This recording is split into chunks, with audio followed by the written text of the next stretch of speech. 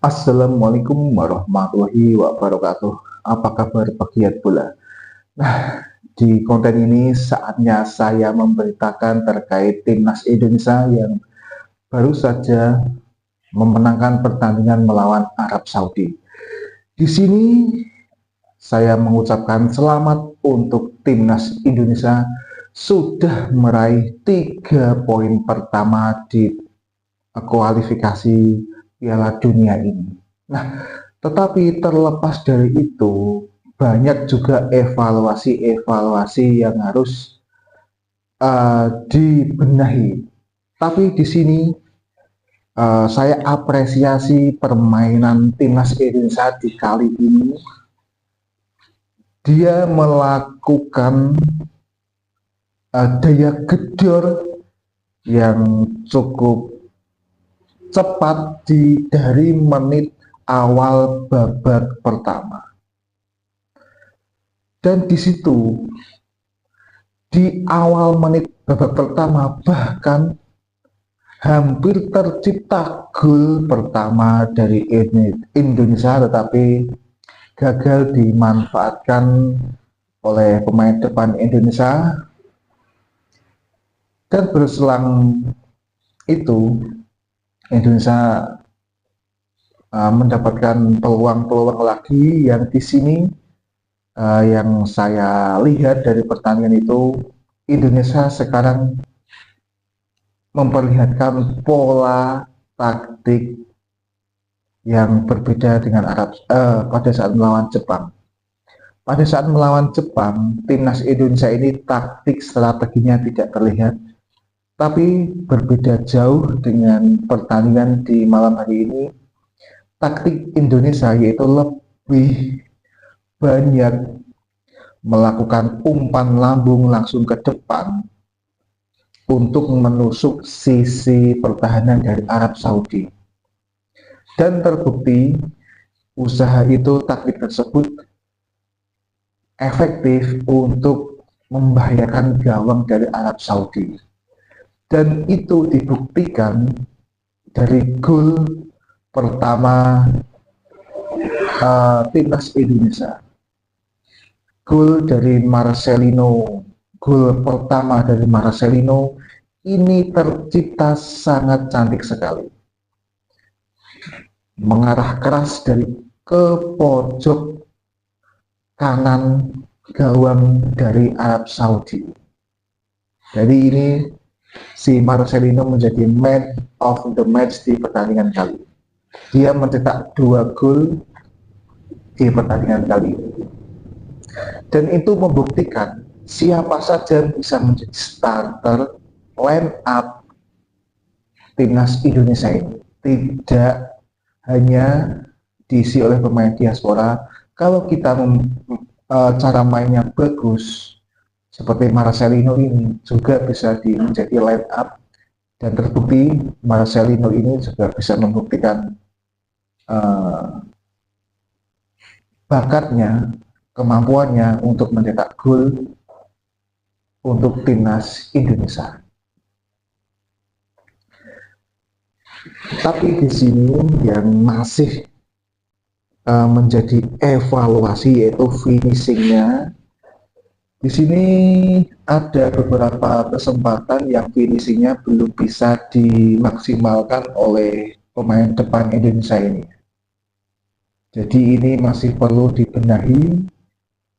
Memang kita kan belum mempunyai pemain murni striker, tetapi paling tidak ya kita bisa 90% bisa memaksimalkan peluang di area depan ini.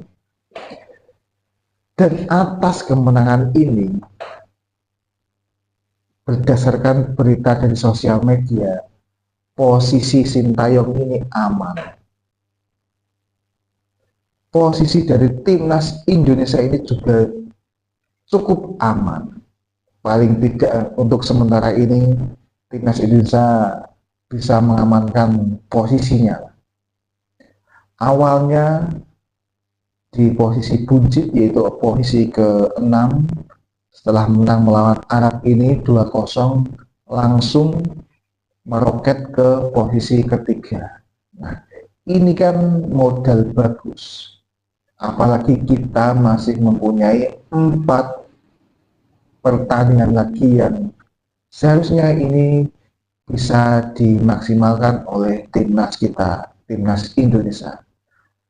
Apalagi kita akan mendapatkan pemain baru diaspora yaitu Ole Romani. Nah, ini kita mendapatkan striker murni untuk timnas kita, Ole Romani. Dan pastinya ini menjadikan daya gedor dari sisi depan Indonesia itu akan semakin tajam.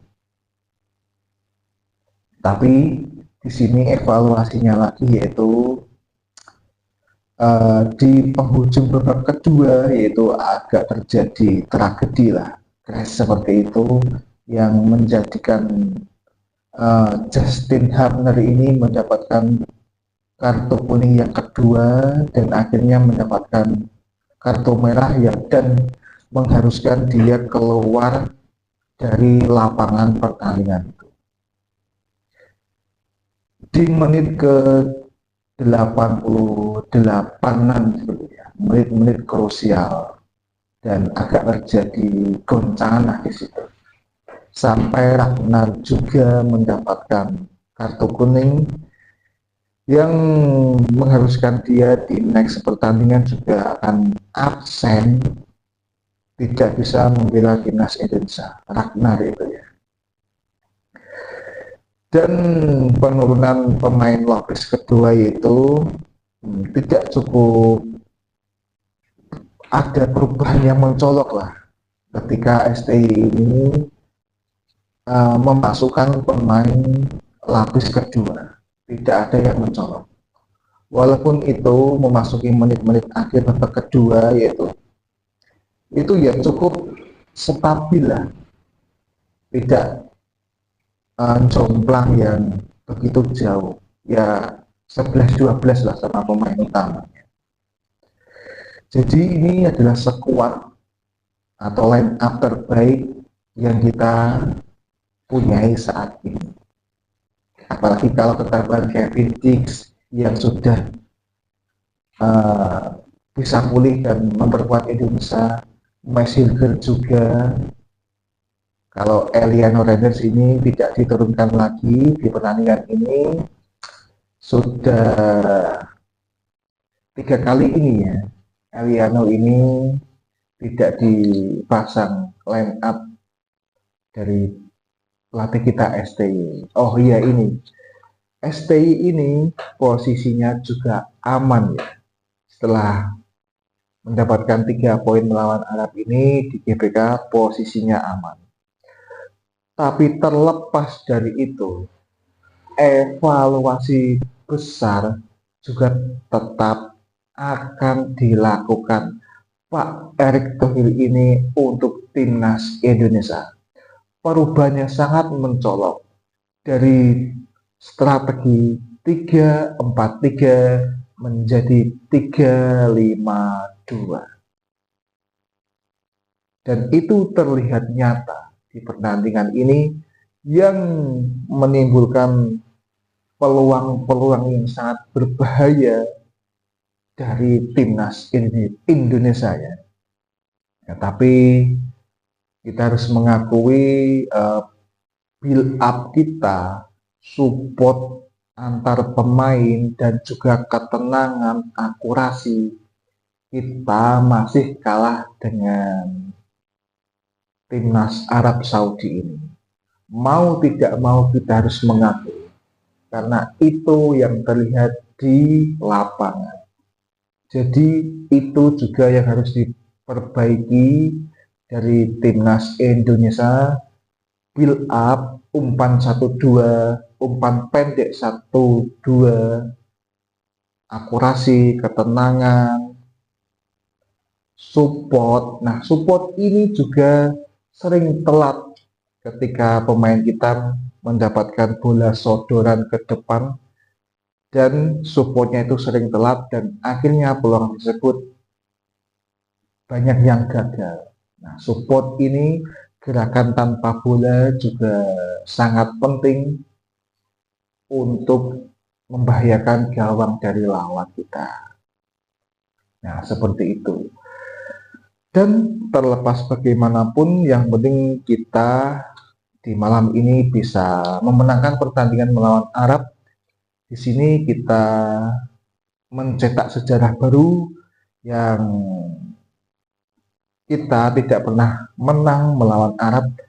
Di sini di tanggal ini, di bulan ini, di tahun ini kita mencetak sejarah baru di dunia sepak bola Indonesia. Nah, seperti itu. Nah, mungkin cukup itu yang ingin saya bahas di konten kali ini. Sekali lagi saya ucapkan selamat untuk timnas Indonesia yang sekarang memasuki klasemen ketiga, nomor ketiga dari grup C ini ya. Tetap semangat. Masih ada 4 pertandingan, kita selesaikan dengan hasil yang maksimal. Oke, terima kasih. Salam pegiat bola.